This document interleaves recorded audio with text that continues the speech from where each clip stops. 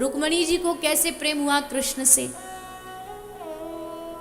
कभी देखा तो था नहीं, पर ठान लिया मन में ब्याह करूंगी तो इन्हीं से करूंगी। कभी देखा नहीं, कोई चित्र देखा नहीं, पर नारद जी आकर के इनको बचपन से कृष्ण की कथा सुनाते थे। अब कृष्ण ने ये किया, अब कन्हैया ने वो किया, बस हो गया प्रेम। मीराबाई, भक्तिमती मीराबाई को कैसे प्रेम हुआ? गिरधर से। मीराबाई के चरित्र में भी आता है, कई बार मैंने कथा सुनाई है। मीराबाई के घर में एक महात्मा जी वृंदावन से कथा करने आए, कथा विश्राम हो गई, सब उठ गए। महात्मा जी ने पूछा किसी को कुछ पूछना है? तो सब बोले नहीं नहीं महाराज, हो गया, हमारा तो 3 घंटे का कोटा होता, पूरा हो गया, अब इससे ज़्यादा कुछ नहीं पूछना। सो ये सब चले गए। पर छोटी सी मीरा आके पंडित जी से पकड़ करके पूछती है। पंडित जी पहले तो एकदम अवाक रह जाते हैं कि ये सब बूढ़े 80-80, 90-90 वर्ष के लोग, इनके मन में कोई प्रश्न? ये छोटी सी 5 साल की छोरी। बोल लाली, क्या पूछेगी तू? तो मीरा ने पूछा कि बाबा, जिसकी कथा आप कर रहे थे वो गिरधर मुझको कब मिलेगा, ये मुझे पूछना। और केवल ऐसे ही नहीं, आंख में जर्जर अश्रु बह रहे। मीरा पूछती है कि कब मिलेगा मुझे गिरधर? पंडित जी के, महाराज जी के आंख में भी आंसू आ गए। लाली के पांव पकड़ लिए। धन्य है बेटी तू, 5 साल की तेरी अवस्था और तेरे विचार देखो, तुम ये पूछ रही हो कि ये कथा जिसकी सुन रही हो ये कब मिलेगा। वह ये प्रश्न हृदय में जिसके बैठ गया ना इस 7 दिन में, तो समझ लो उसकी कथा सुनना सफल हो गई।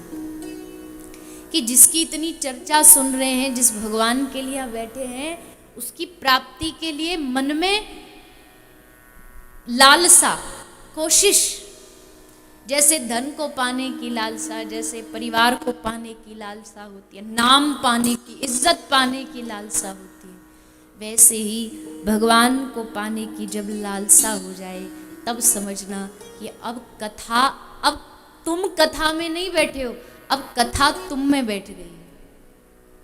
अब कथा तुम में बैठ गई है, तभी तो मन में भगवान की प्राप्ति की लालसा जाग रही है।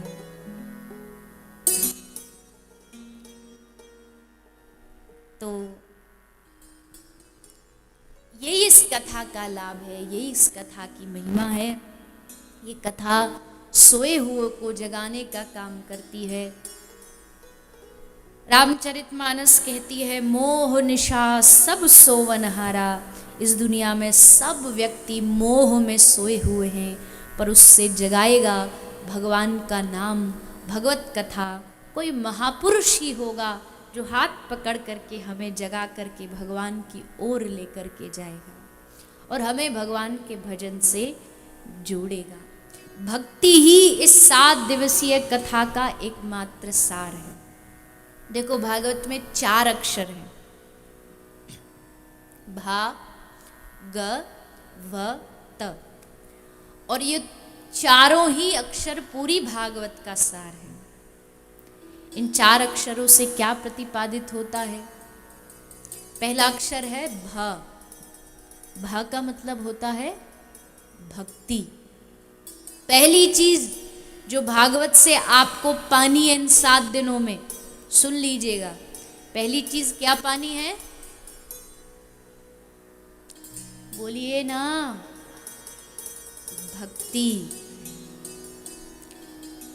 दूसरा है ग, भाग, ग मतलब ज्ञान। भागव, व मतलब वैराग्य। और भागवत, त मतलब भागवत तत्व के दर्शन कराती है। तत्व कौन है? भगवान कौन है? उनके दर्शन, उसका ज्ञान भागवत जी कराती है।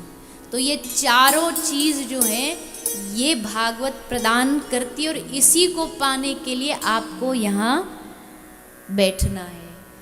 पहली चीज भक्ति मिले, भक्ति मिलेगी तो ज्ञान तो अपने आप मिल जाए। कई होते हैं, कईयों के भीतर ज्ञान बहुत होता है पर भक्ति नहीं होती, ऐसा ज्ञान खोखला है। उद्धव जी ऐसे ही थे, ज्ञान बहुत था पर भक्ति नहीं थी। तो ठाकुर जी को लगा कि अभी ये अधूरा है, इसका जो ज्ञान है वो पूरा नहीं है, तो भेज दिया। भक्ति का जो गढ़ है, भक्ति की जो भूमि है, भक्ति की भूमि कौन सी है? कहाँ गए थे उद्धव जी? श्रीधाम वृंदावन। वृंदावन भेज दिया कि जाओ पहले भक्ति सीख के आओ, प्रेम सीख करके आओ, प्रेम का पाठ पढ़ के आओ। तो पहले भक्ति आएगी, फिर अपने आप पीछे पीछे ज्ञान आएगा, और ज्ञान आती अपने आप वैराग्य आ जाएगा कि भैया दुनिया में कुछ नहीं रखा, सब ऐसे आने जाने हैं, असली रिश्ता ठाकुर जी से, तुरंत वैराग्य आ जाएगा। वैराग कोई लाना थोड़ी पड़ता है। देखो वैराग और त्याग में यही फर्क है, त्याग लाना पड़ता है, वैराग लाना नहीं पड़ता, वैराग आ जाता है। त्याग ये है कि सामने बढ़िया बढ़िया खीर पुआ माल, बंगाल का रसगुल्ला, मिष्टी दोही और वो सब बढ़िया विराजमान हो, पर आप खा नहीं सकते क्योंकि आपका नवरात्र का व्रत है, अष्टमी का व्रत है। अब खा तो नहीं रहे हो पर मन वहीं टिका है। आहा, आज व्रत नहीं होता सो भारत साफ कर देते, प्लेट एक नहीं छोड़ते खाली, पर खा नहीं रहे। तो ये क्या, ये त्याग है। मन तो नहीं है आपका पर कर रहे हो मजबूरी में, सो त्याग कर रहे हो। लेकिन एक है वैराग्य कि सामने 56 भोग सजे हुए हो पर मन उस तरफ देखने का भी ना करे कि नहीं हमें तो इस तरफ खाना ही नहीं, देख नहीं, ये वैराग्य।